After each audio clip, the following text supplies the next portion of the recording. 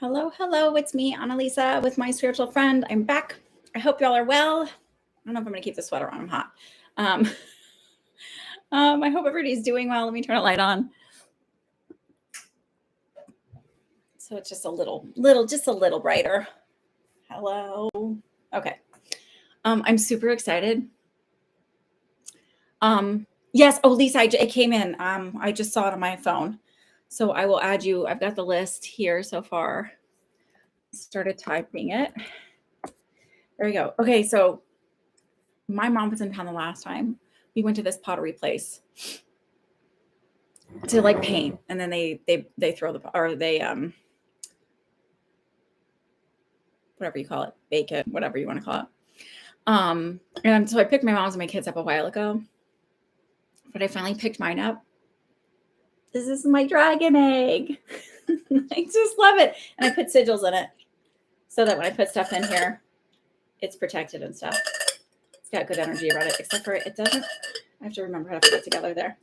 But isn't that? I was so excited about it because I'm never really like happy with the things I paint. I feel like they're just kind of meh. I'm gonna stick it here with my rocks for now. There's room. Let's see. Okay. All right. There's my dragon egg. Anyway, I hope everybody's well. What's been going on besides my sweaty forehead? So I guess this is a big astrological time.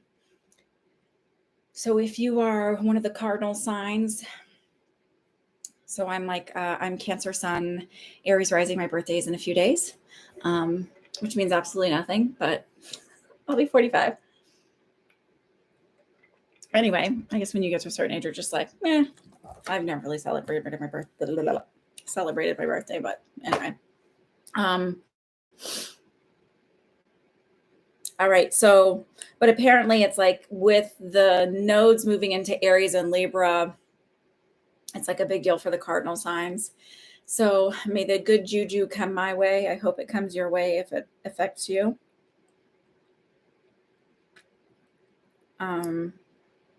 I'm looking for my scribble pad.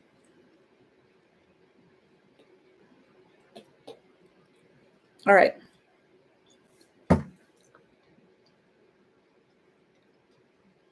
I look like I'm in my 30s. Yay! Because y'all, I did that TikTok aging thing and I was like, ugh. It's not that bad, but it gives me really, really deep. But my grandmother had kind of deeper lines, but I look a lot like my mom. And I think my mom's beautiful. So whatever. It'll be a little jowly. Maybe I'll start doing those. Have you seen those things? I like TikTok, so whatever. But there's one woman on Anastasia on there, and she does these like excerpt, like these, like basically it's like massage for all of your lymph nodes and your muscles and stuff. And like, I'll just keep doing that because I don't want to do. I know this sounds weird, but I got you in here too. Where's my list? Let me recopy it. Rothka, I'll put you on here. So I look at it like with my kids, and I'm not judging anybody who does it, but I have 3 daughters, and I feel like stop being stupid. Sorry, my thing won't highlight, and there we go. So I just feel like, and this is no judgment, I don't know how I could look at them and be like, you're beautiful just like you are, and like don't change a thing. And because the reason why we worry about our looks has everything to do with societal belief systems and nothing to do with our own actual beauty. I mean, I can see it. Like, I think plastic surgery has a value. Like, I've seen some incredible work done on some kids that I'm just like blown away, or after accidents or things like that. Or I get even having nose jobs when you have a deviated septum and stuff like that. Like, but I just have a hard time. Like, I couldn't look at my kids and be like, especially if they're the same nose or the same feature on me, and be like, it's so beautiful. And they're like, yeah, but you chopped your face off for it. Like, or whatever. So I look at it like that. I don't know. Maybe that's just a little too whatever. Okay. Rothka, let me throw you on here. All right.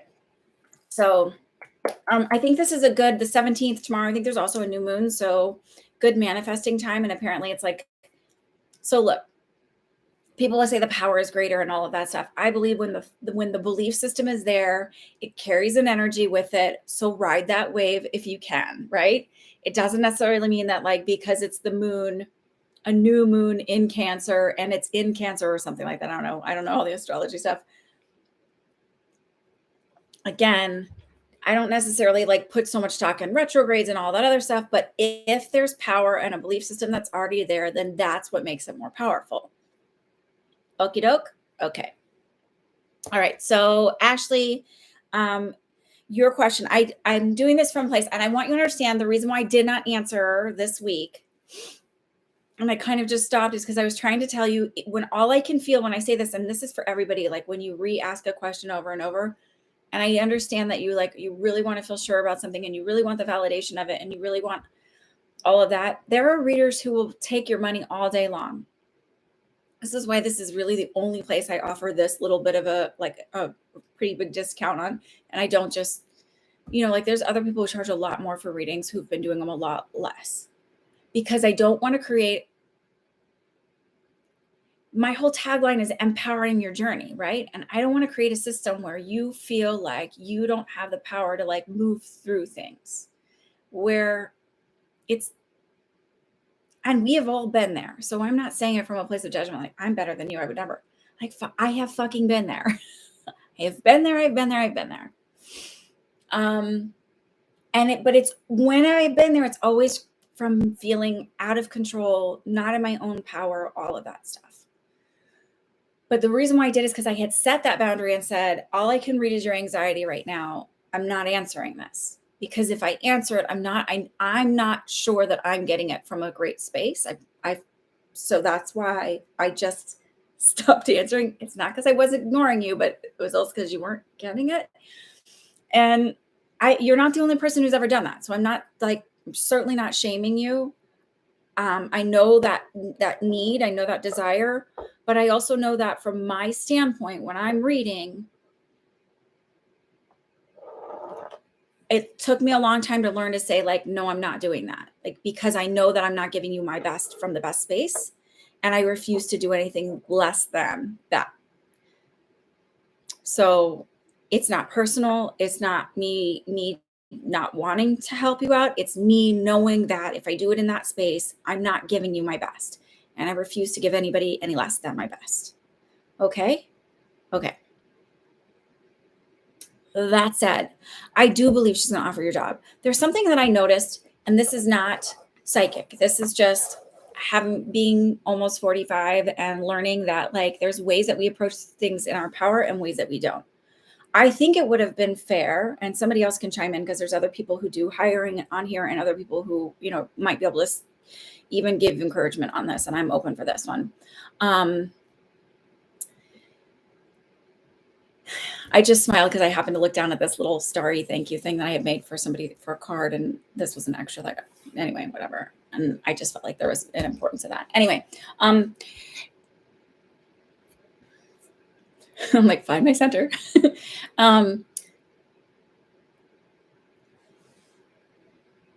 When you tell someone, instead of saying like, I have an emergency, I can't answer this email from your boss who's offering you the one contract, I think it's fair to say to him, hey, since you left this open and I wasn't sure if I was going to be offered a job because you said you had to explore other avenues, legally speaking, I went ahead and started interviewing at other jobs.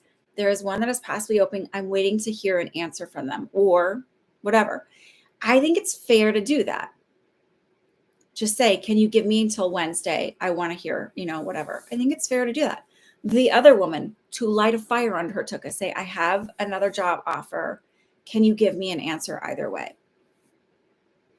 And then you still have the contract and you still have that. I always think it's especially in today's climate, guys at my husband's work, they job hop all the time. And I remember like 10 years ago, he's like, oh, it's so annoying. The millennials, which they're not really that old, right? But they job hop all the time. And it's like, because they're getting more money and game the system. That's what I say. Like, if they're making the rules, you play by the rules. And you know what? If they want to keep you, they'll sweeten the pot, right? So, and his boss will do that. Like, if there's a guy they want to keep, they'll be like, you're looking, what are they offering you? And they'll give him a raise.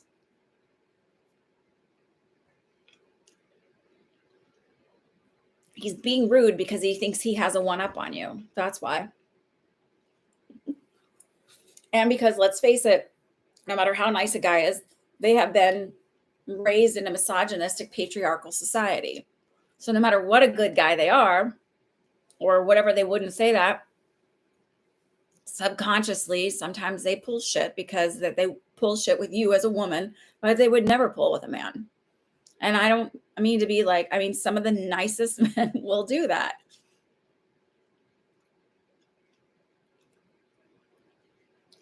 The minute you start to think like a dude in business and just be like, it's not fucking personal.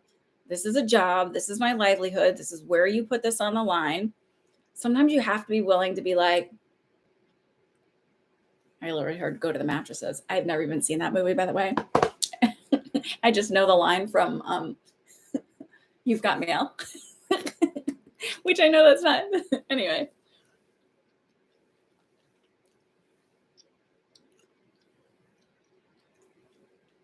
Okay, so they might not have made a decision, but what you can say is, I have an offer on another job. I told them I have to let them know by Wednesday. Would you give me the courtesy of at least letting me know by Wednesday?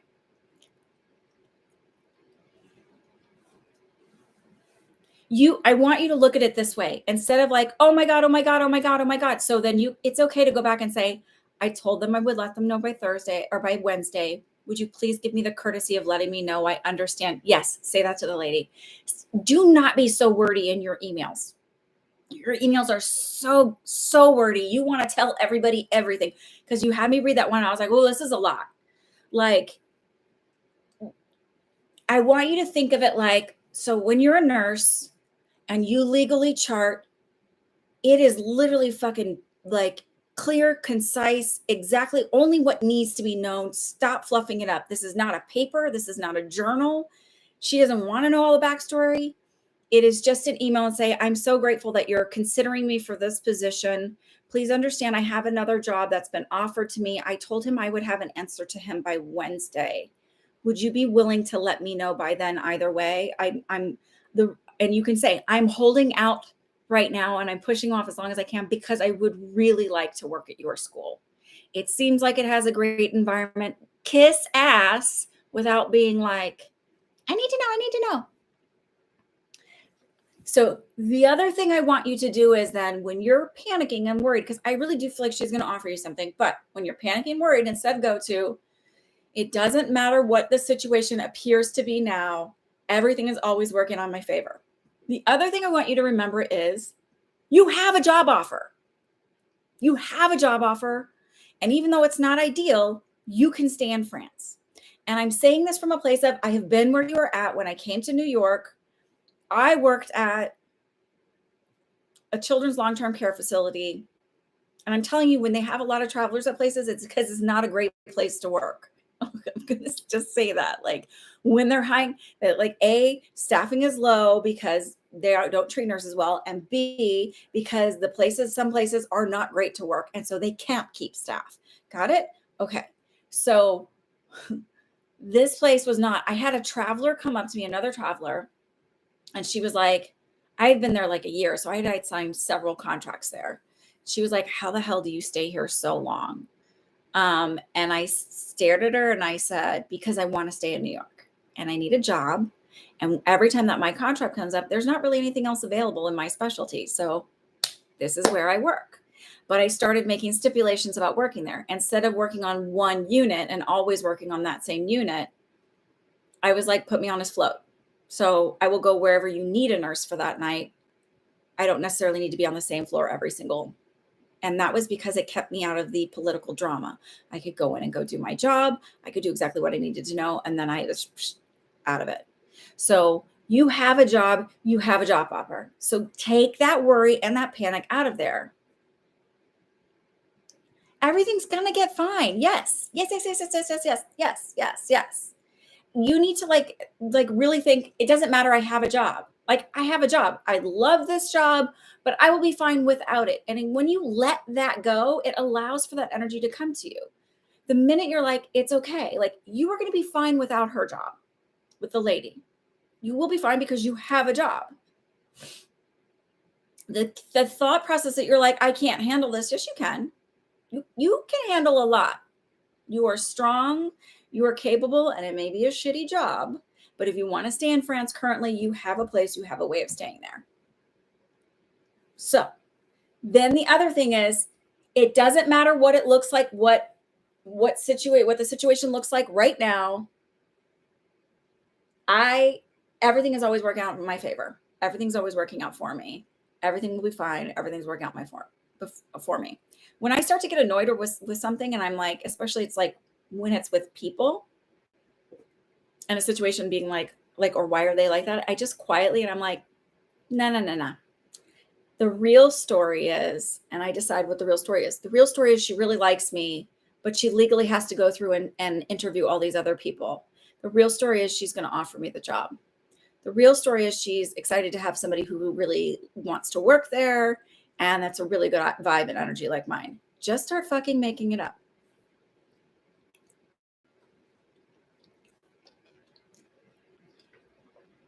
I was saying to sign the contract because you were like anxiety or even like, just sign it then. You have a job. Like you're so panicked about it. Like, so it's like, take that off the table. There's no reason we have to live with anxiety and worry all the time. So my point was, if you're so panicked about being in France, just sign that damn contract and let you like release that pain from yourself. But if you're willing to ride it just a little bit, wait and see what she offers and start changing your mindset. Your mindset is absolutely of lack and panic and worry, and that never gets you anywhere. Okay? All right, I'm done with you. I love you so much, but I have to move on from this, and so do you. All right, Regine, what is your question?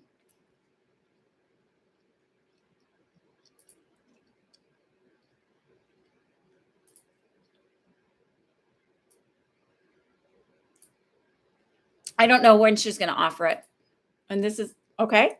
I don't know when, but I know that it's almost Monday for you. It'd be fair for you to say like, hey, I just, very simply and clearly,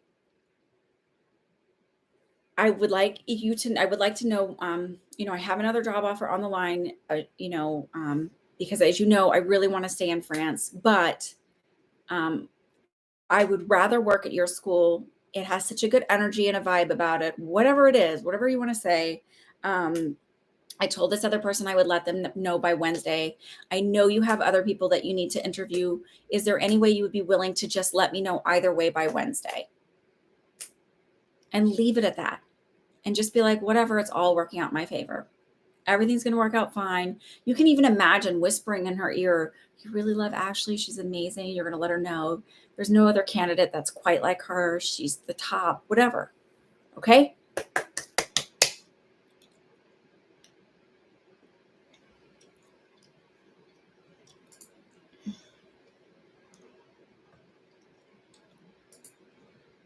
Okay.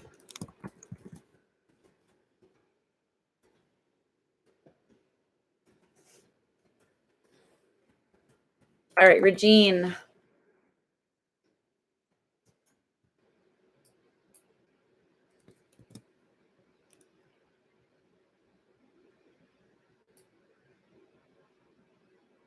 You're welcome, Ashley.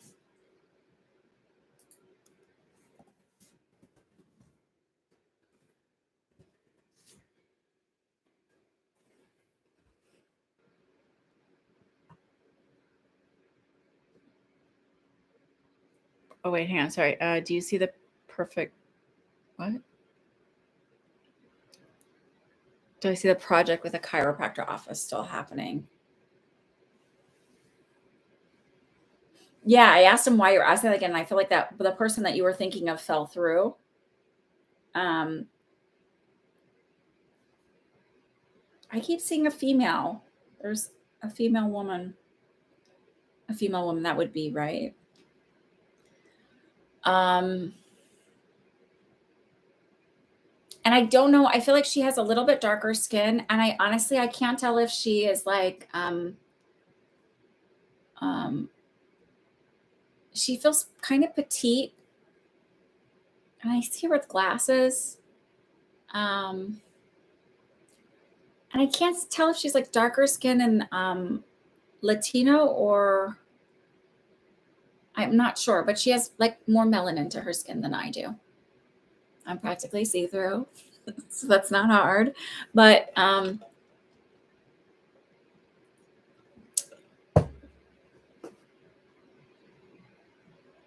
just had this image of like when I was coming down from wherever and getting my traits, they were all out of melanin. It was like the last drop to give me my hair. So I feel it, but I feel like you haven't. I feel like you haven't connected with this person yet.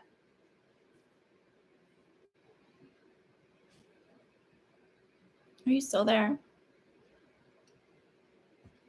Um, and I feel like you're seeing this as a delay, but I don't see a delay. This is exactly the timing it's supposed to be. It's just that sometimes we have this idea of rush, rush, rush.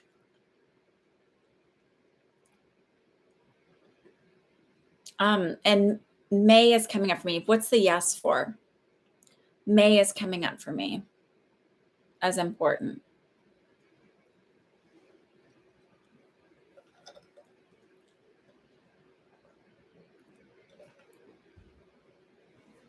Yeah, I like my dragon egg. I need to like give it a little more room there. Oof.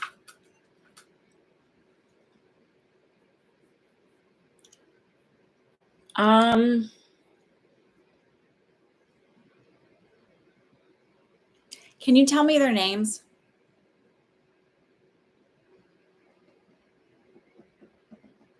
Because I'll say this. I see one. I see them starting, both of them starting, but I see one of them kind of not really staying with it.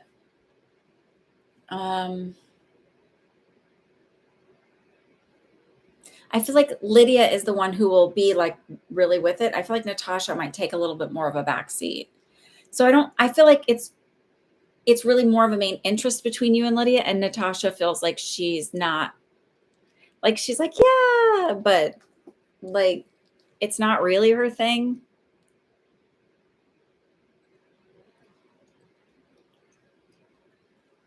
Yeah, that's what's going on. So I feel like she wants to be supportive of you and Lydia, but I feel like she's just not, it's not her heart and soul. So she might be somebody who, like, when you start out, she might be more into the branding and marketing and setting up the website, and then kind of take a back seat from there.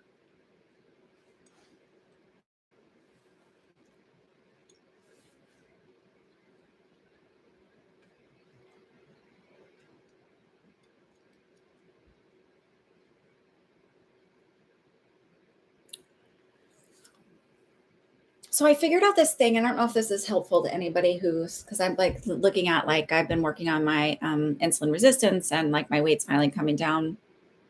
And um, I was looking at, so I probably TMI, but I sucked my fingers, these two, like this. I was like in third grade till I got, they had to put palate expanders on top and bottom. So like my mouth couldn't put in there. And I always had my other finger in my belly button. And I didn't learn until like within the last year or two that was actually like a form of oral stemming, like as like when kids do that for such a long period of time, it's an oral stem thing. So some kids will play with their hair, whatever. So when I get tired, and that's actually, there's studies that show when you're more tired, you eat more, or when you don't have enough sleep. So that's why actually sleep was really important. You didn't know that? Or when I have anxiety, I'll want to nibble on things. So I never looked at it as like, oh, that's emotional eating. But lately I've just been like, oh, I'll just grab a piece of gum, because it's really more about an oral stem thing than it is. I realized, oh, that's like that's oral stimming. Like, and if I just did that, then I get what I need. So if I'm chewing gum and it's bothering you, I'm sorry. Yeah, go ahead, ask your second question.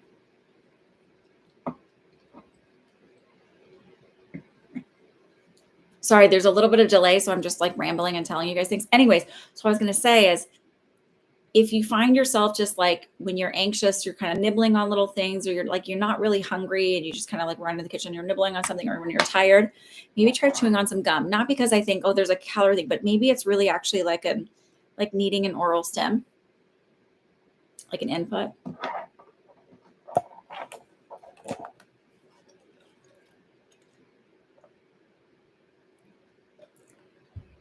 What's interesting is like none of my kids, like I gave them all, like, I think it's 9 months old. My oldest just like pulled it out of her mouth and handed it to me, and she was like done with it, her pacifier. And my others didn't really, I think just maybe for the first couple months, and then they were done. Like they just weren't that interested in it. But my oldest likes to chew on things. Could you please have a general? Yes. Sorry that took me so long to get to you. Where did my route go? Oh no. All right, I'll use a different one. There's a reason. Okay.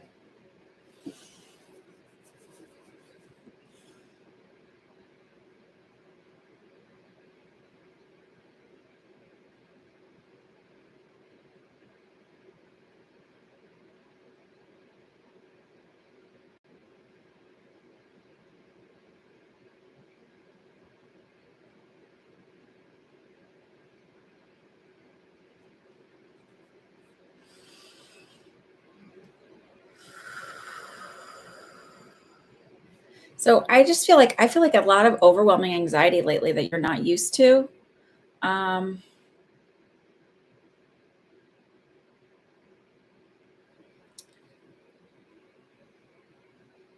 and I feel like you're getting some pushback. I feel like it's from Natasha. Like, and I know we just talked about this, but I feel like there's some other like feeling a little bit more like she's questioning your loyalty.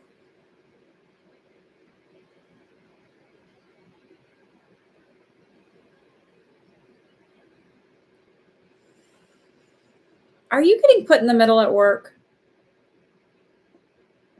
That's Natasha's the one who's getting divorced. Are you getting, I feel like you're getting put in the middle in a weird way, or you feel like you're getting put in the middle since her soon to be ex is your boss.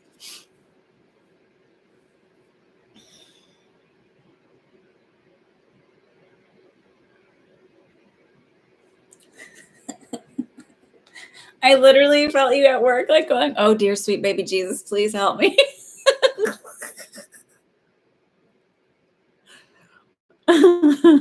Sorry, I'm not laughing at you.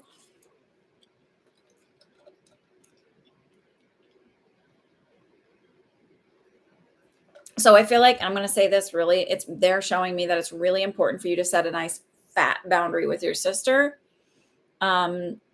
Because I actually don't feel like he's doing anything to put you in the middle or make you feel weird. I feel like he's being really cognizant of it. So it might be perceived on her end, but I feel like he is like really trying to keep it like very work oriented. Like, I don't think he's like, so what's your sister up to? Like, she would just get it. Like, I feel like you see his stress, but like he's not really wrapping you into it. So you need to set a firm boundary. Like, this is my job. We don't talk about you. He doesn't share about you. I go to work, I do my job, and I come home. And I don't feel like it's fair for you to put me in a position of needing to spy on or whatever, sister or not. That's not fair. Because it's your livelihood, it's your insurance, it's your benefits. And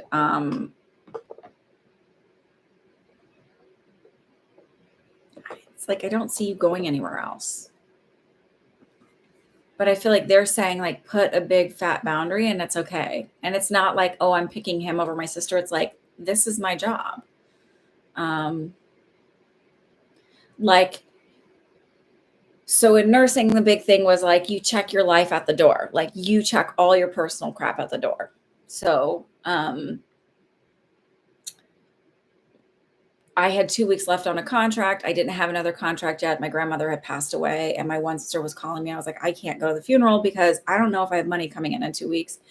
And like, it was like, I can't afford a last minute plane ticket knowing that I don't know if I have money coming in the next 2 weeks. So she's like calling me hysterical, also because she's very dramatic and one of those people who's over the top with her expressions, and I think to garner some attention, but she's just very like, and I was like hiding in a med room, like, I can't do this. You can't call me at work. Like, I literally had to be like, this is not okay. This is my job. This is my livelihood. This is what pays my bills. Like, this is not acceptable. I will call you when I'm done. And I feel like it has to, like, they're saying, like, you literally have to draw that line of like, this is not okay. And if it means she gets mad at you, I want you to really like look at that. Like, if your friend was telling you, my sister's mad at me because, like, what would you be like? Oh, well, do you talk about that? No, you don't. Okay, well, you've set a nice, healthy boundary. Okay. It just feels like to relieve that stress, like, because it's creating that's what's creating the anxiety in your life right now, and it's not necessary.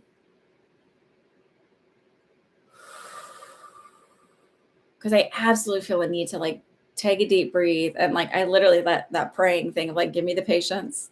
Like, and I almost feel like they're like, that's why you feel that pressure of like, I want to get this chiropractor thing going so that you feel like you can leave and go do your own thing. And then you're not going to be put in the middle or feel stressed. But the only one who's really kind of putting that pressure is her. And it's like, I don't know what's going on with my hair. But it just feels like set a nice little firm, clear boundary.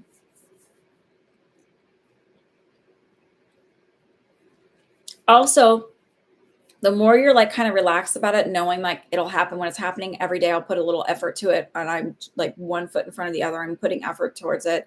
It's not like you're just like going, okay, if I just imagine it, it'll be here. It's like, no, if you want something to happen, like you also have to put effort into it. It doesn't work where you just like divine it all in. So it just feels like if you're just like, oh, I'm just adding another layer, I'm adding another layer. And every day, like eventually the building will be built. Instead of worrying about when's it going to happen, how's it, it's like, it just feels like they want to remind you to just do a little bit every day and know that it's working. Everything's working out.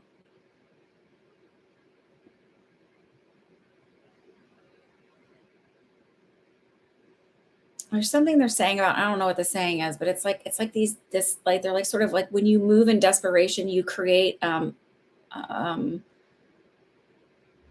a faulty foundation or an unstable foundation.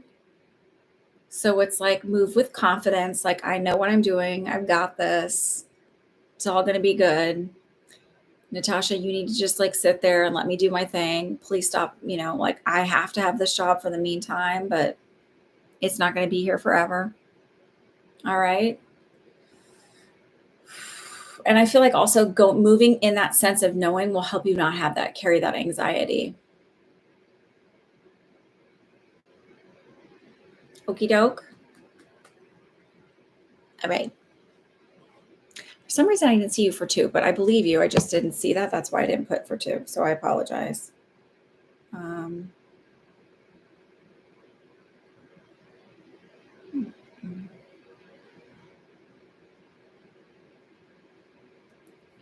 Okay.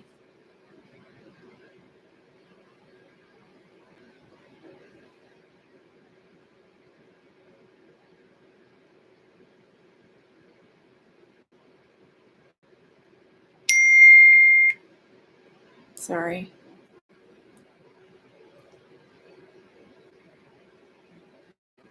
All right.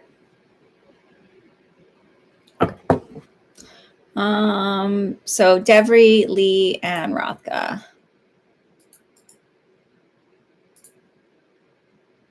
Oh, what I just hit.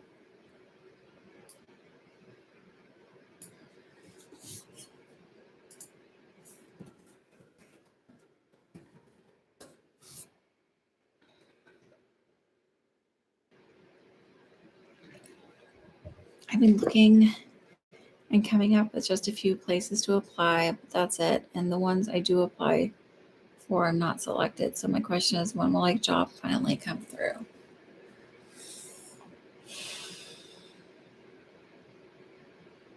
Do you know what's interesting is I asked that and they were like, some part of the reason, and I know this may not make sense. Well, it will when I say it, but sometimes the universe gives you a break because you need it. And if you got hired and they were like, oh, you'll start like a week after your procedure, and you would have been like, yeah, I'll be fine, because they say you're fine by then, you wouldn't have been. So it's like, in a way, the reason why you haven't gotten one is not because you're not deserving or worthy of one or you're not good enough. It's like literally the universe looking out for you and making sure that you're healed and ready to go.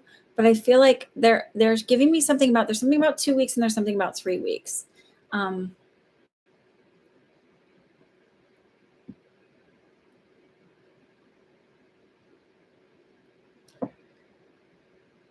and it also feels like it's the same sort of thing with Ashley, where you have to go like, I don't care what the 3D looks like, or I don't care what it looks like right now. The truth is, like, jobs, everybody wants to hire me. I'm like, and I know it sounds like such an easier answer to say, but it's like there's something about two. So I feel like maybe the job comes up in 2 weeks and then you get a call back for an interview in 3 weeks. It's something like that. But I also feel like it's not like there's this idea that there's one job, like the job or the guy, and it's like, no, there's a million, and I get to pick from whatever I want. Like, the jobs are out there. And I know that sounds like living in fantasy world,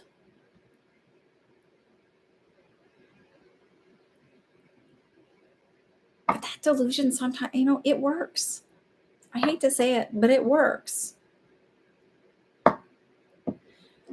When I came to New York, the first contract I took, it was literally, they're like, can you come in 2 weeks? Like, it was very quick. I had already interviewed with them. The job came up. They're like, can you leave and I was like, yeah, I have to give them 2 weeks notice. I wanted to give them a month notice for professional reasons, like, because it's harder to hire a nurse for something like that. And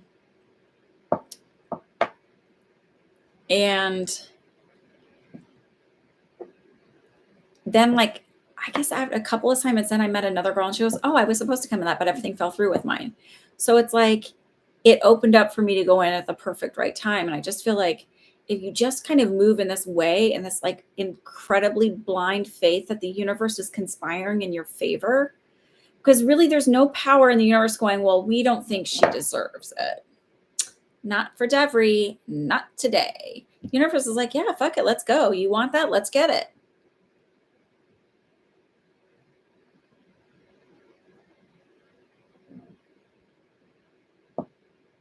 Yeah. So, but I'm just saying, like, when we have this idea, like, there's this only one job out there, it tightens the energy.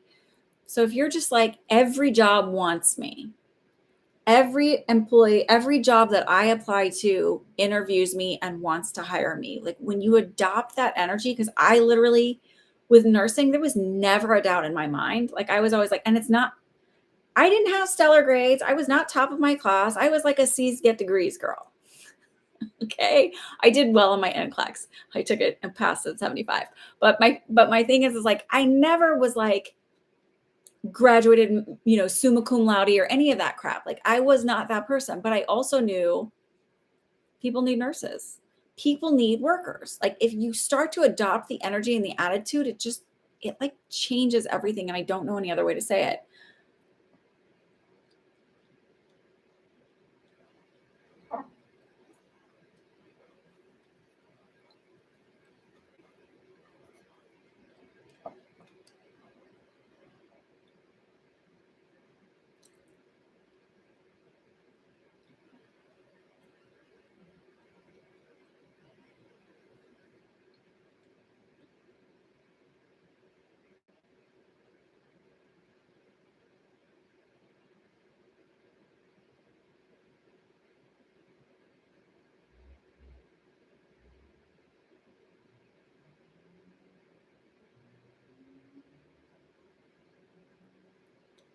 I feel like the job you're gonna end up taking isn't something that you haven't done before, and I don't understand this, but it's like I'm seeing something that reminds me of, I don't know the style of art, but it's like we're these little creative stickers that people make.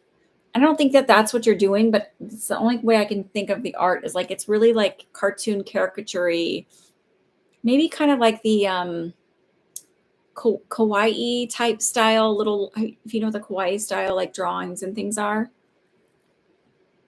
So either their logo has something to do with it, or there's something where you work on the end and that logo, there's something that'll make sense when I say the kawaii style, but it feels like it's not in an area you've worked in before. So maybe you're doing something with it does still feel like I'm computer oriented, and maybe I'm doing some sort of customer service or something, or remote assistant. Like it feels like it's a little different than you're used to doing. Nothing specific. I mean, that's a pretty specific time. It's like it feels like 2 weeks the job gets offered. So the job that you're going to end up taking isn't on the thing yet. 3 weeks you're offered an interview.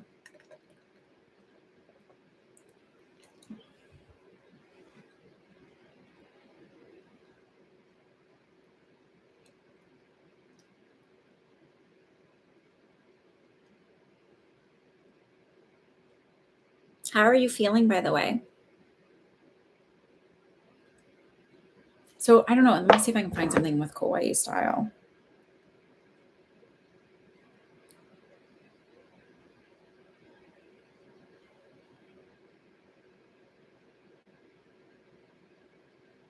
See, this is from Shutterstock, but like I don't know why it's like that cute little bubbly like.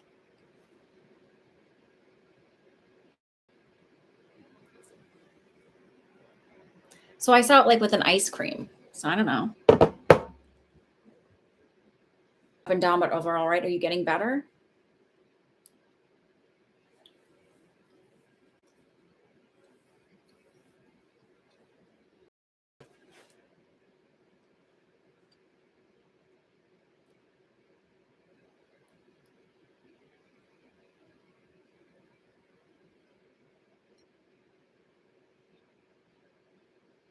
Um, okay, Lee, if you want to ask your question. Yeah, but the swelling and a hard stomach, but yeah. Oh, it's still your stomach is still hard. Is it your is it from this yeah, it's got to be from the. So understand that I'm going to say this, swelling takes a long time to go down, especially when it's something like that. So give it a few weeks. Like I know it sounds a lot, but like even swelling, postpartum swelling can take up to 9 weeks to go away. Like it's a long battle. It's not something.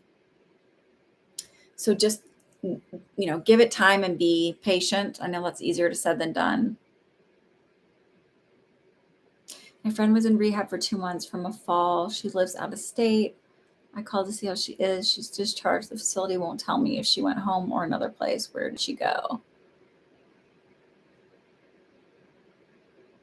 She went home, but I still feel like she's getting outpatient rehab.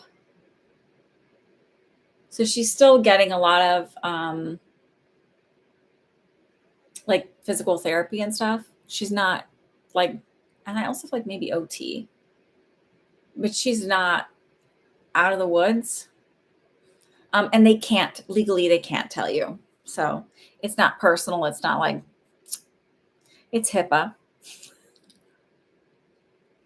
Um, I don't like, truthfully, I don't feel like it's like, I don't care about you. I just think, again, like, it feels like I'm still recovering. So I still am doing a lot of PT, a lot of OT, and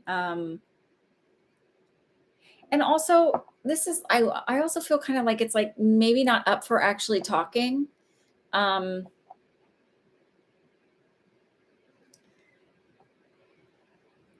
when I know people who she'll call, but I actually feel like you'll be better off either emailing or texting her. And with this in mind. I always tell people this, like when you're, and this is something I've found through helping through people through grief, or, trying to be supportive of people through grief. When you're going through stuff,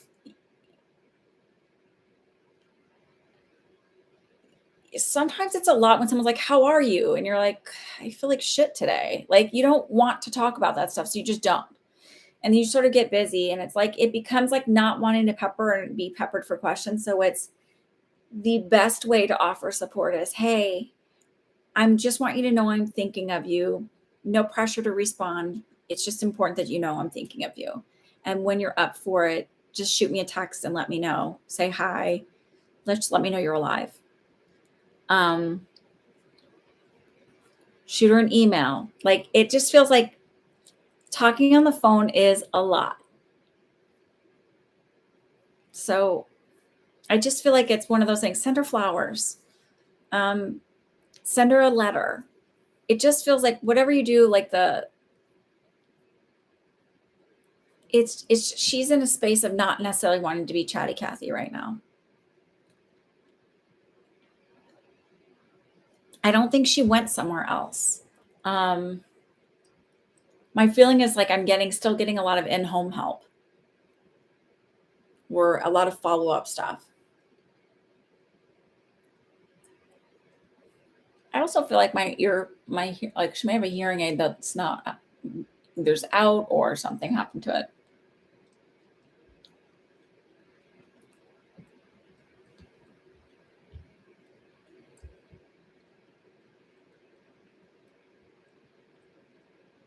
The other thing is this is just common sense. This isn't psychic, but does she have a family member you can contact and just say like, "Hey, I've been worried about her. Is she doing okay?" And if you're really, really worried, you could always send a well check on her, like call the non-emergency line of the police department. I think she's okay, but what I say and what you actually can physically hear and see and all of that stuff is so much more valuable. Just say, I know that she was in a facility and they couldn't tell me, and legally, and it's like, I understand that, right? Legally, HIPAA, you don't know who's what or whatever. Um, could you do, and I don't know how to get a hold of her family or whatever, would you do a well check on her, make sure she's okay? They're willing to do that. But I don't think that that's necessarily it. I think it's a combination of just like she's doing a lot of stuff and it's making her tired, and then also just not really being up for a phone call.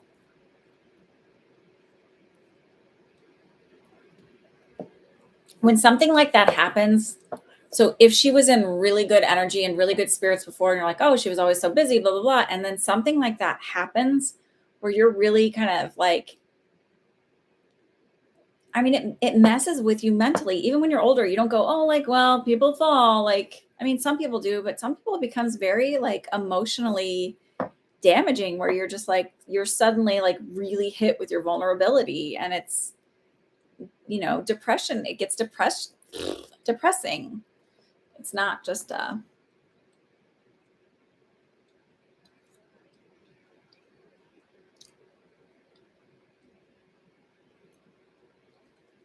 wait, you do elder card for someone at her home?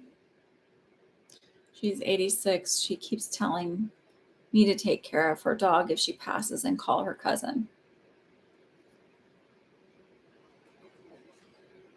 Um,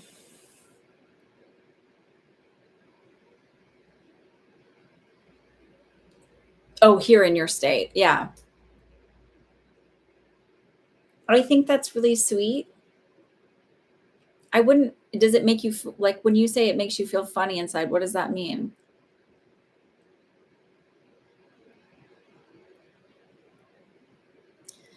I mean, the fact that I think what a gift that she has, that like, think about how much we love our pets. I mean, that's a real fear of like, who's going to take care of my dog if something happens to me? Um, because that's their baby, right? That'd be like if something happened to your kids or you and you have your kids, you're like, you know, um, That's not someone going, I'm going to die tomorrow. I've been seeing ghosts in my house and Jesus is coming for me or whatever. That is literally someone worrying, understanding that they are at the end of their life cycle. Um, and that's a real and valid concern. No, no. I think it's just a real and valid concern and honest, like, shoot. My mom's not anywhere close to her deathbed, but I'm like, listen, you need to get some of this stuff in order because I do not want to deal with my sister. So get a living trust written. I don't really care, but I do not want that to go to. Hi, Allie. Sure. So it's like giving her the peace of mind so she doesn't sit and worry about it. Of course, I will take care of your dog. Of course, you have nothing to worry about that.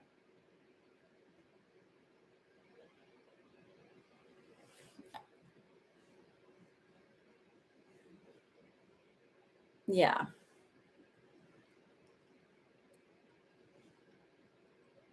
No, she's not dying. Don't worry.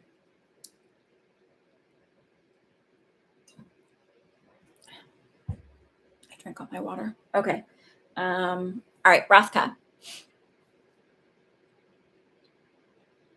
And your friend that's the other friend that's out of state, I just feel like I keep feeling like I'm really exhausted. I'm a little depressed, and there's also like a lot going on. Hi, Miss Rathka. What would you like to know today?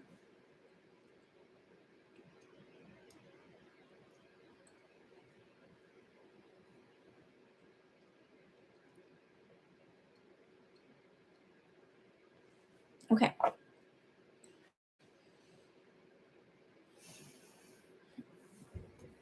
Do I have any? Yeah. I don't know why. I just feel like, not that anybody has any bad juju. I just feel like clearing my energy. I have another exciting thing to tell y'all. Okay. Um,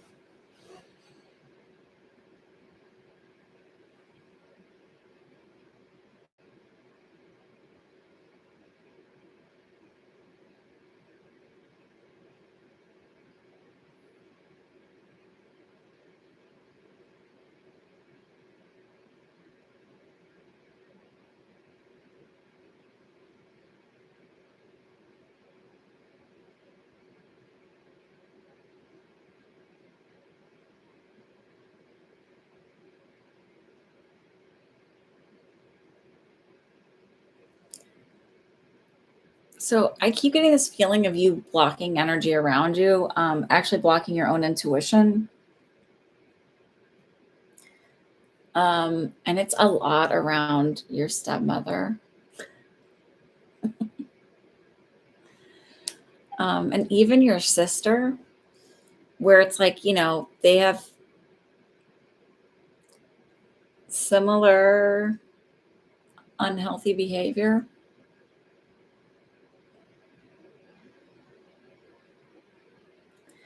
But I feel like you're like creating a huge block from your own intuition because it's almost like there's a sense of guilt from setting these massive boundaries that you're having to set.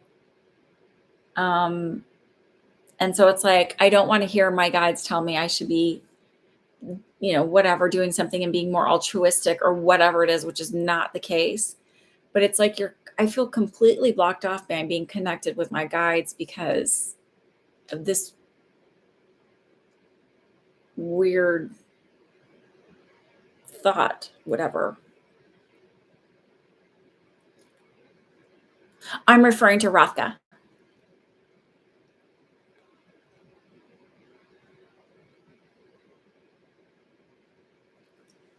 Okay, Allie, hang on just a sec.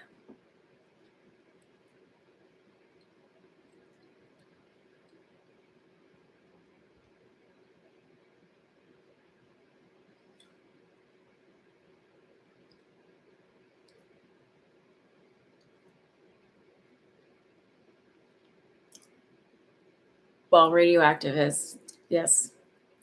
But I feel like you're cutting off your intuition because you're afraid your guides are going to give you something of being, yeah. But I almost feel like it's that idea of like, I'm going to cut off complete intuition of how to even connect on this. Because if I,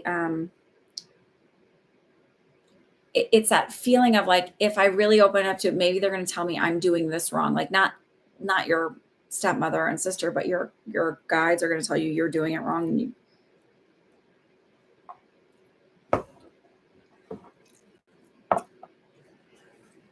um, and I guess they just want to reassure you that you're not, and that it's okay to open up to your intuition and um, ask them for guidance and help with it, and not as a way to heal the relationships or fix who they are as people, but as a way for you to find peace with your boundary, peace with the situation, and peace with not needing to be in charge of or fix all of that that's going on.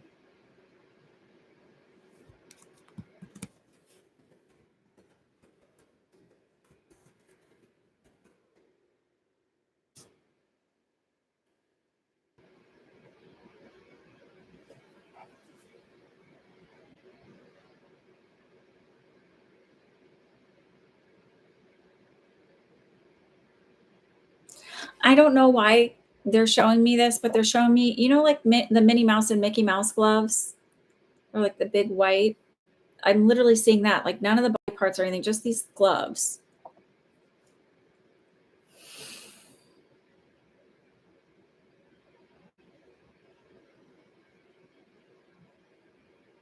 Maybe it's like, handling them with kid gloves.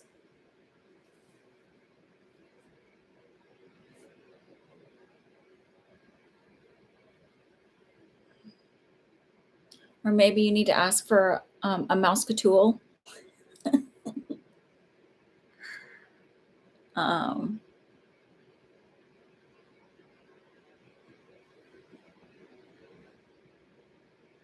oh, radioactive gloves. Okay.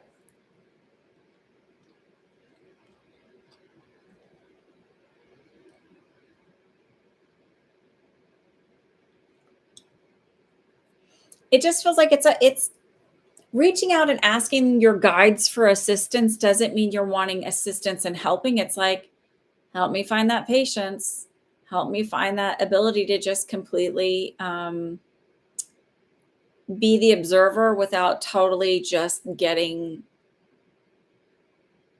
rocked by the like emotional hooks that it has, like where you're just like, oh my god, what is wrong with this woman?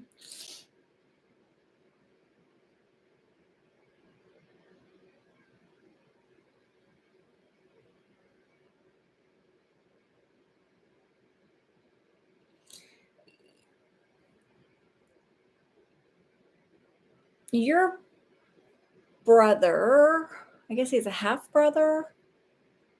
Does he have, is he cognitively delayed? Because I feel like I saw your sister-in-law and it feels like she's taking care of a baby.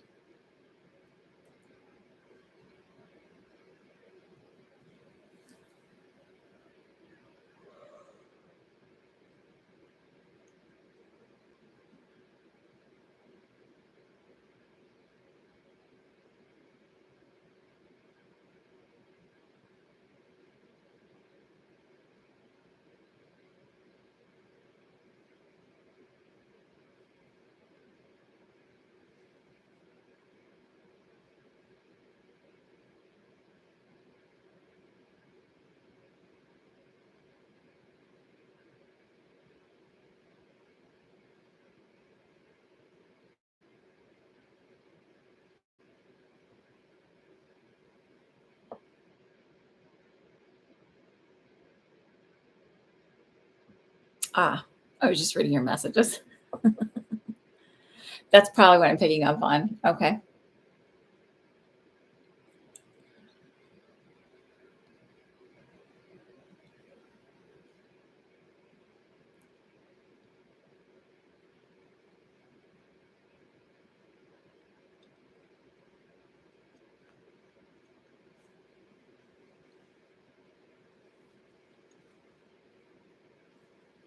I actually feel like he might not be that dependent on her if she hadn't created such a weird bond with him, like a weird coexistence.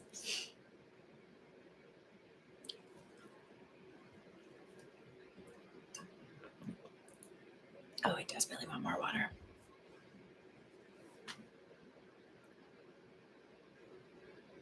This cup is big, but it doesn't hold that much. It's deceiving. Thank you for the validation. My texts come through on the computer, so I see that they're coming through. And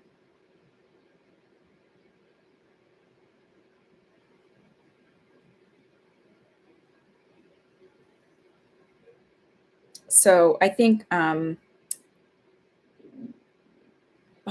part of the, hang on.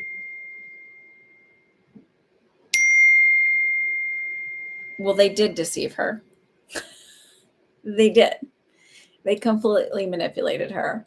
But also,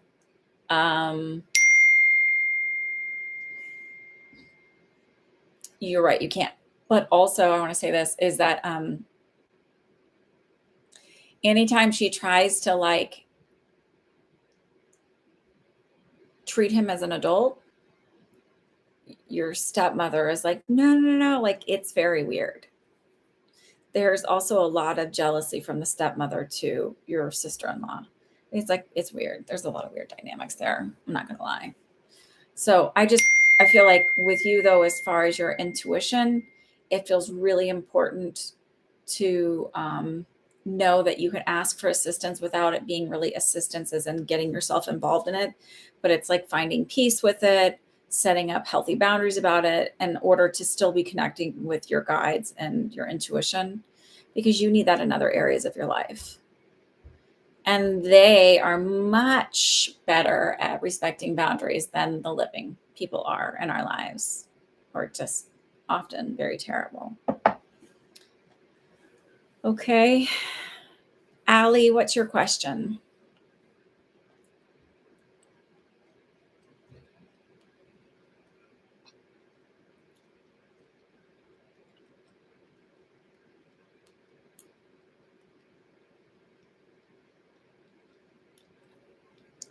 Ask for support, feeling, yep. Without feeling the need to like, and still understanding that it doesn't mean, and also ask for being okay with not needing to rescue them, with not needing to involve yourself in them. Like when we grow up in really abusive households, it takes a long time to get okay with going, oh, it's not my job to rescue everybody else. Like they're a mess and they're going to just have to work that on their own. And yeah, it's a messed up situation, but it is not mine to fix, mend, or repair, whatever, however you want to put the word. Those are all those are all synonymous. Okay.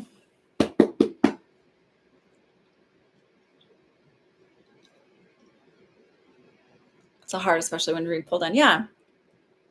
And that's the triangulation part where they're like, well, this person, I get that a lot of weird stuff in my family too. Where it was like when I was in college, my dad was like, so when are you going to fix your sister? And my sister has a lot of mental health issues. And I was like, what the fuck? A lot of families are fukakta. Anyway, okay. When you say, Allie, something what I can do to work on my psychology, you mean like work on your I mean, I'm not like your mindset. I can do that. What can I tell you about your future husband? Oh, I might put a ban on asking about future spouses for a while. I don't know.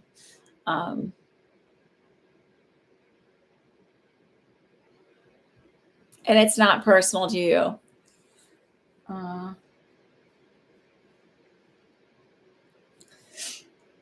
Oh, I want to tell you guys this because this is cool. I don't know if I told you this. You might not have been here for it. I did last year, I did a psychic development circle. And in the circle, you're getting your questions asked. It's not just like I'm reading for other people or I'm just doing some kind of intuitive exercises. It's like actually like we all work together. I I don't ask the questions, but like each person gets to ask a question, and it's I have everybody go around and do the reading so that you can see everybody gets things differently, why we get them differently, and all that kind of stuff, and that there's no one right way to get have your intuition or get something. So it's like it helps release the belief systems that like, oh, I have to do it this way in order to be intuitive, right? Okay, so because I'm big on belief systems, right? Um, so this woman had asked about like her future partner, and I got like he's got rosy red cheeks. I felt something like with a stomach issue, maybe reflux or something. I just felt stomach issue, and I kept seeing these boots, and I was like, I don't know what it means. I just keep seeing boots. And she emailed me. She didn't give me the go ahead to like show the email, so I might figure out a way to like make sure that it's completely anonymous, because there's a few things in there that make it like you could figure out who she is. Um, But she said he always wears this one pair of boots, like with everything. He had some kind of stomach issues where he had surgery on it. And I'm not going into the details on that just because again, I don't want to share too much. And that he does have very rosy cheeks. So sometimes it means nothing right now. And you're like, great, she told me he has rosy cheeks and there's something about boots, like, but it'll make sense later. So sometimes you guys are like, well, just give me their social security number, their address, and their, hi, Andy. Oh, you're very welcome. Come back around. I'm glad I helped you. If you want to write a testimonial for me and email me, that'd be amazing. Okay. So I'm telling you that because sometimes I give you guys things and you're like, oh, okay. And I'm like, I don't know. This is all I'm getting. I can't sew the puzzle together for you. Okay.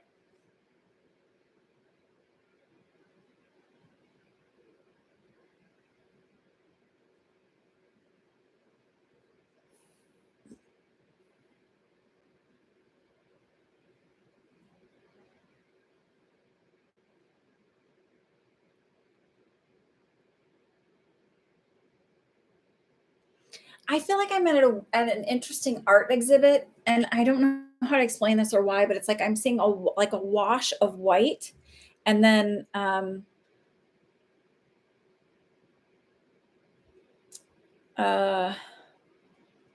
like a picture frame, but just the frame. There's no mat, there's no picture. It's just the frame, like an empty frame, and there's a wash of white behind it. So it's almost like the frame is in 3D, but the wash of white is almost like on a computer screen.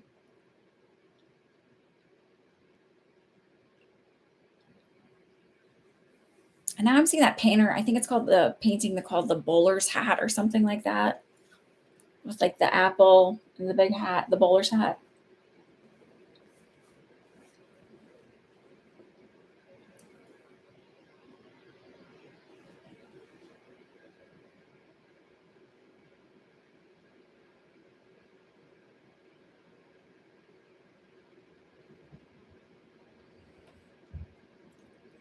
And I don't know if he has something to do with actually like working at an art gallery or something like that, or if he has something that he's a very artistic person or he's a graphic designer, or like I literally am not pinpointing what this is. So I wish I could say like this is it, but I don't know.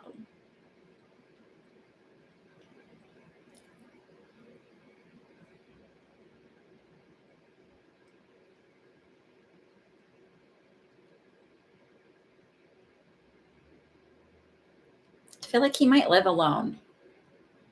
I just heard he's happy living alone. Um, yeah, it could be web design. I don't know.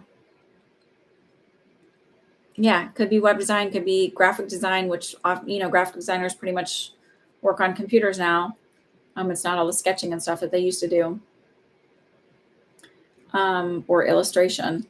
Um,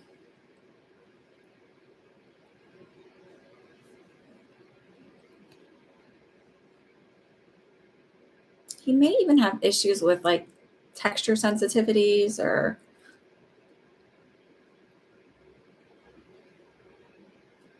can I say that because I keep pulling on my sweater? And I just, this feeling of like having a texture issue or.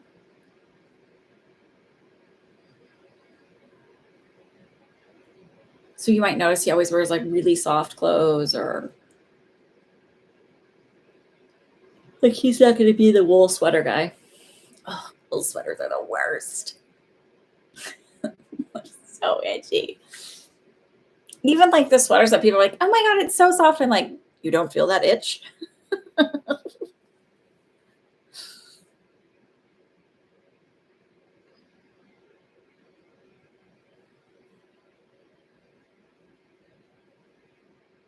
So while I don't feel like your mindset is like as, or your self concept was as like as it used to be, I still feel this twinge and this nudge of holding on to not feeling enough, not feeling valuable enough, not feeling like I'm living up to some standards or whatever. Um,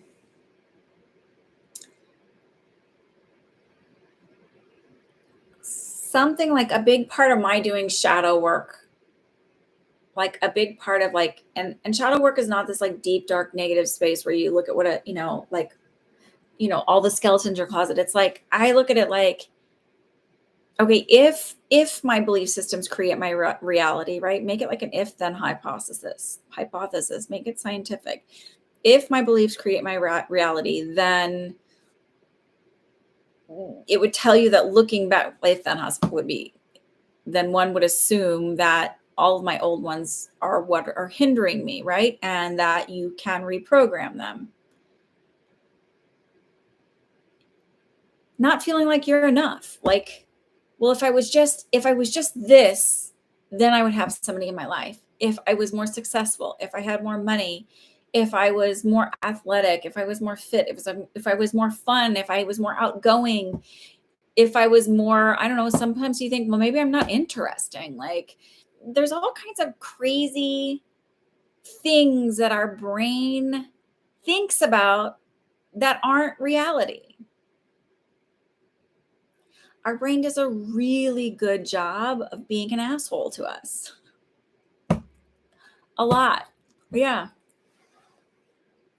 But like, so the reason why I'm looking at belief systems is that idea that you need to be a certain size, that you need to be a certain, your bank account should be a certain space, or your home should be a certain way, or your likes and dislikes. And like, if I was just more whatever, then the love of my life would come in. It's like, no, there's some part of you that doesn't feel like you're worthy or deserving or enough to have partnership and love.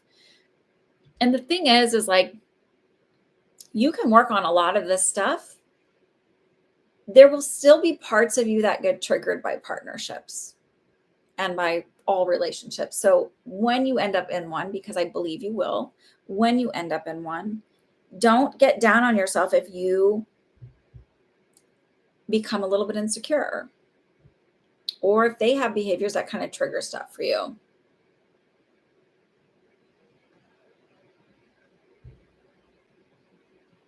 So we have to reprogram our brains and our thoughts. It's not just like, oh, my parents were so terrible. It's like, no, well, society teaches us as women. I mean,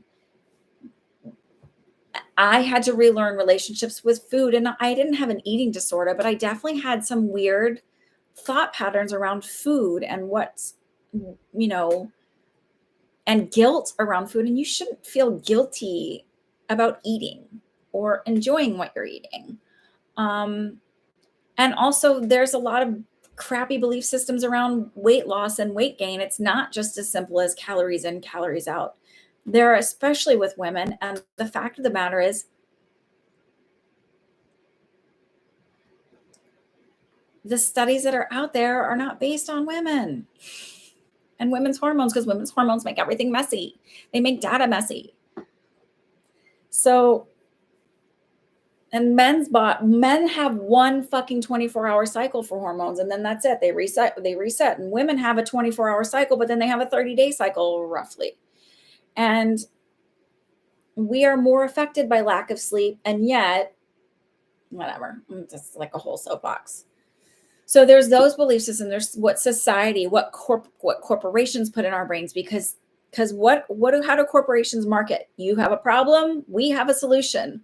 We're going to create a problem that you think you have because we have a solution to sell you. So you're not a size 24 waist. Well, then you're not skinny enough. So you should try our product, right? So this idea that you're supposed to be at this weight, BMI is the biggest fallacy that's been sold to us. And yet health insurance companies base their thing on it. So you can have somebody who's incredibly physically fit, incredibly muscular, low body fat, but they will have a really high BMI because of their high density muscle and their higher weight, right? And so, I mean, there's just all kinds of stuff that's like messed up in our system. So my point to you is like, I encourage you, and this is sort of, I guess, where they're getting at it, to look, to genuinely, like, without judgment of like, well, that, like, oh, I'm so ruined. It's like, wasn't that interesting?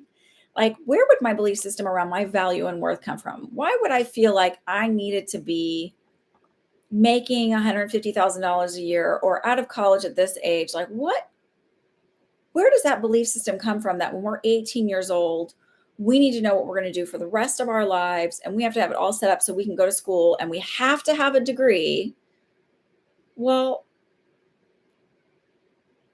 I mean, a lot of that comes from white supremacy and wanting to set up standards and blah, blah, blah, blah, blah, blah. But there's nothing wrong with a blue collar job. There's nothing wrong with like not being at the top of your class. Not everybody is going to be at the top of the class. There's nothing wrong with, like, it doesn't make you less intelligent. Some people are just really good at the book stuff. Some people are just really good at that. And I've seen those really good at the book stuff like be absolutely terrible at the bedside, because when they're confronted with certain situations, they panic and they freeze and they can't handle it and they can't conceptualize. They can't move from the book into what's in real life. So, okay. Yeah. I mean, you also need to look at, like, I've been listening. I went back, I was looking at TikToks that I'd saved because I was trying to clean up like my favorited videos or whatever. It was like over a year ago, and they're like, oh, the recession's coming. And I'm like, recession hasn't come yet. Now, are there systems in place that sort of suck? And are there a lot of people that are homeless right now? I think that's more that we're getting spotlighted. I don't think that it's any bigger than it really has been. I think it's just really getting spotlighted right now.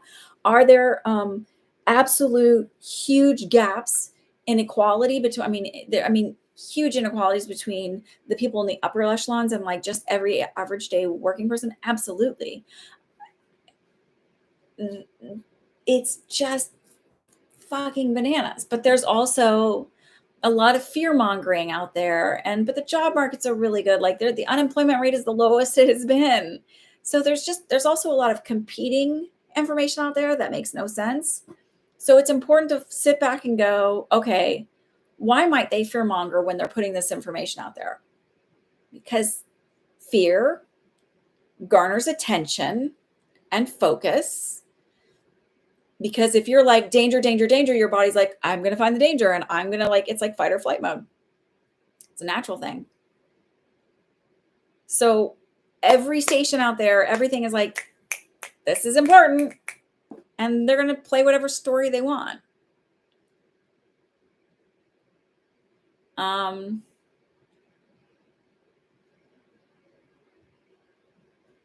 I guess I just always look at it like, someone's going to want my money. Somebody's going to want my services. When I think about building my own business and like, where's the money coming from and how I'm going to do all this stuff, or I just sit back and like my guides literally start showing me help wanted signs. And I'm like, I could make money anyway. Like, I've never been that type of person that's like, if I really need money or I can only do this job. When I was in college, I had to pay my way through college. My dad gave me a very small amount of money every month, but it was not enough to cover everything. And it certainly did not work well with, you have to pay up front for tuition and all this stuff. He was just a dick. Anyway, I worked a lot in college. And one of my friends was like, you work more than anybody I knew. I worked a lot because I had to work a lot.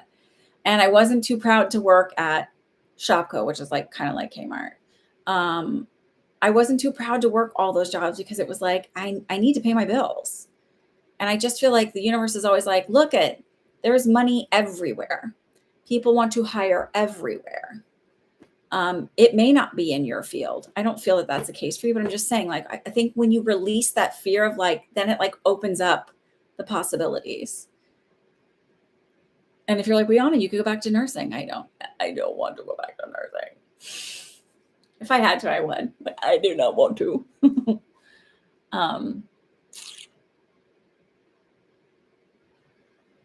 It's funny. I would almost rather make less money and not have the stress that is nursing. So it just feels like again, it's the same thing with, it's like, it comes up a lot. It's like mindset is really like, why are you deciding there's a limitation? The universe has zero fucking limits. They are never going to look at you and be like, no, not for you. You're not good enough. If our beliefs create our reality, look at your beliefs. Why would you feel like you weren't worthy and deserving? Where does that come from? Does that come from an idea of what your body is supposed to look like? Does that come from a commercial idea of what a relationship looks like and what couples who are in relationships look like, or how they behave, or what kind of people get to fall in love? That's all bullshit. All of it. Hi, Starry Sky.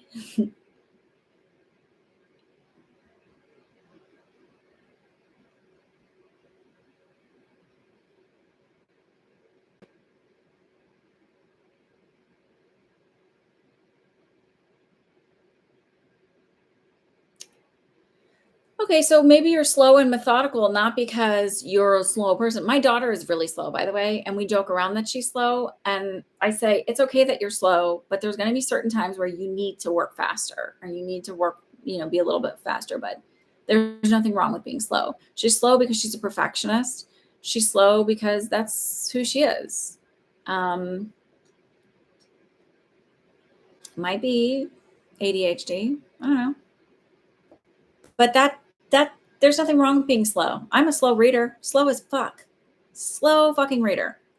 But I've never had a problem with comprehension or retention. I always scored very well on written tests. So just a slow reader. And I have a very high IQ. So like slow, yeah. Okay. Okay. It is really hard to undo those things, especially when they have such negative connotations with it. I really desperately want more water. Oh. Ice cubes melt faster. Sorry. There are things that we are all taught and shown when we're younger that is just, it's a bunch of crap. But if you can look at it with like really look at it as like, so what if I'm slow? Okay. So maybe I just don't work in an emergency department. Okay. Maybe I shouldn't be a fireman running into the building. Like, okay, no problem. I'm not everybody's cup of tea at all. I love to share knowledge and information, and not everybody really wants to hear about it. So, okay.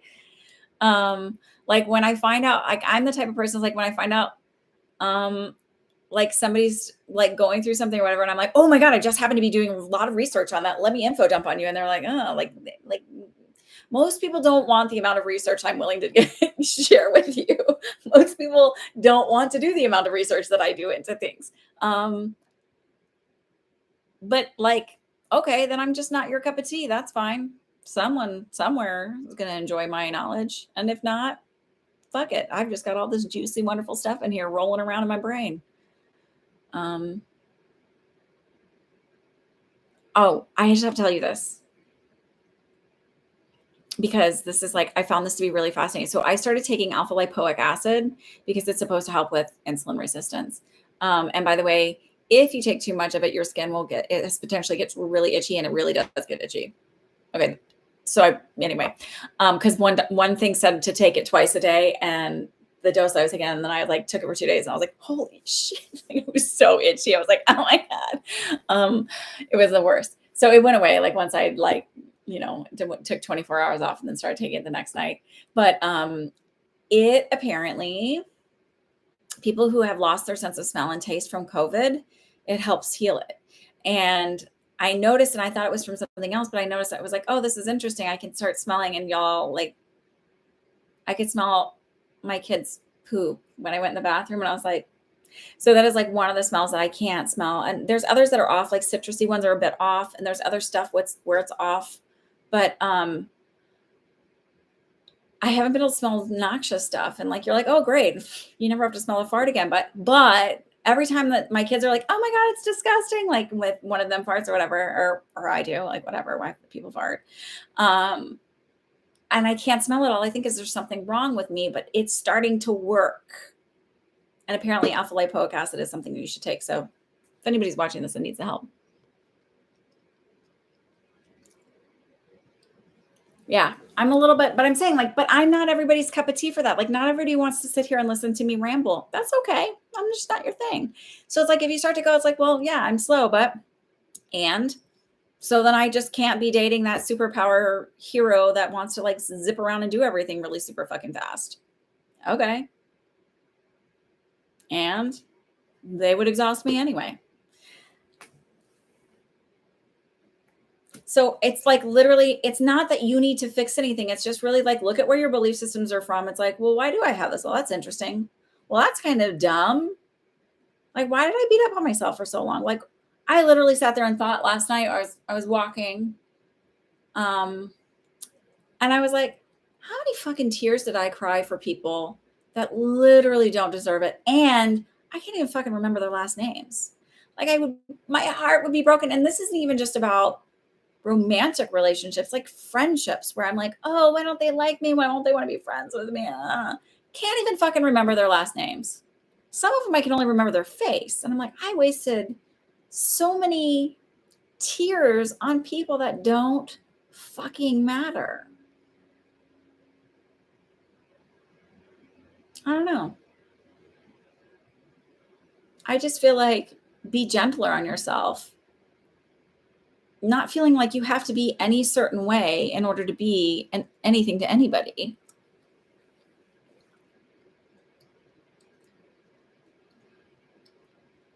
The biggest gift you can give to yourself is self-acceptance, of just like, I am fucking okay just as I am. That someone's going to love me. I heard somebody say today, like, and I was like, yeah, that's fucking true. It's like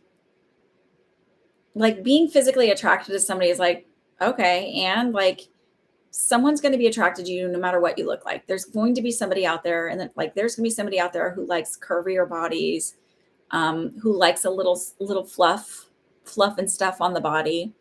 And there's people that aren't, but the people that aren't, like, whatever you are or aren't, it doesn't matter. It doesn't make you any less attractive. I can't even tell you, like, where I was like, I did a 3D scan of my body. Like, there's an app you can do a 3D scan of your body, and they keep the measurement and stuff. But I just feel like, so it's so I can measure the progress of where I'm at, because I really want to get away from weighing myself on a scale, and I really want to get away from measurements. I noticed these shorts I put on today, when I first bought them, they were a little snug, and they're not. But my point being is, like, I don't want to do it for a size or a weight. I just want to see progress. I want to do it for my health. And if somebody's attracted to me or not attracted to me, like, listen to me. I've had people, whatever. I don't want to go into that. That's a little too TMI, but it just doesn't fucking matter. And I hated on myself for far too long, for far too many things that had to do with people's expectations outside of me, rather than just loving myself and going, I'm enough. And all of that comes from somewhere outside of you. All of those beliefs and expectations come from somewhere outside of you. And if you don't work on all of this stuff, when you get in that relationship, it doesn't go away. Just because, like, it may for the first 6 months, where you're like, you feel great about yourself, everything's wonderful. And then that shit creeps back in. Because there's nobody outside of you that will ever complete you. They are just the fluff.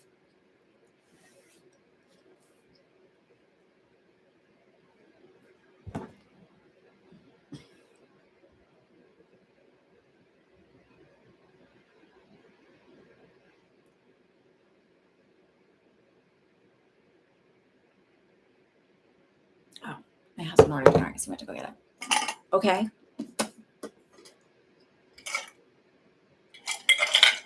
All I can say is I hope you didn't waste as many tears on people that did not matter and that like literally you can't remember their names anymore. Like, I mean, I wasted like just hoping this one girl would just be friends with me and like see my value, my worth, and how amazing I was.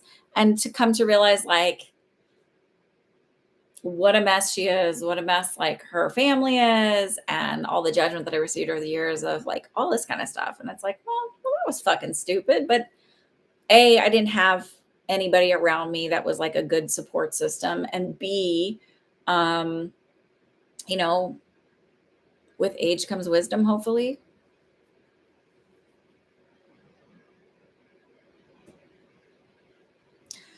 So what I'll tell you is like a mistake I got into and because I never had a lot of long-term relationships. I wasn't like I was a serial dater. I wasn't a serial, not a serial monogamous, I was a serial dater. And when I got into a really long-term relationship, I made the mistake of thinking that they had more knowledge and wisdom about relationships instead of really just trusting my intuition.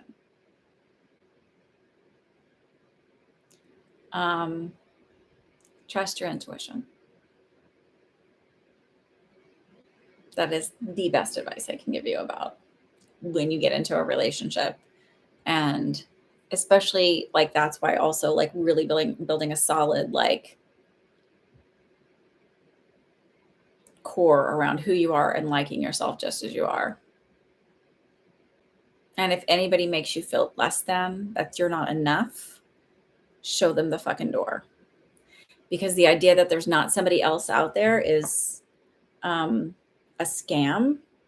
And also, I promise you'd rather spend a lifetime alone because A, single women are the happiest people.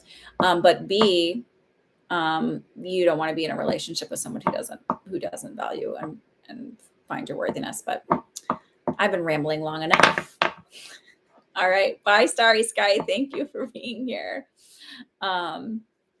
Okay, Allie. Yeah, but you're not. That's a lie. We've been sold a scam. You're welcome. Thank you, everybody, for showing up. Don't forget to like, share me with others. And I will see you next week. And if you're not subscribed to my email, subscribe to it because I pick somebody every week to get a free question. You got to open the emails to get it. And that's it. Okay. And I'll be sending some things that are going on soon. Got little things up my sleeve. All right. Bye.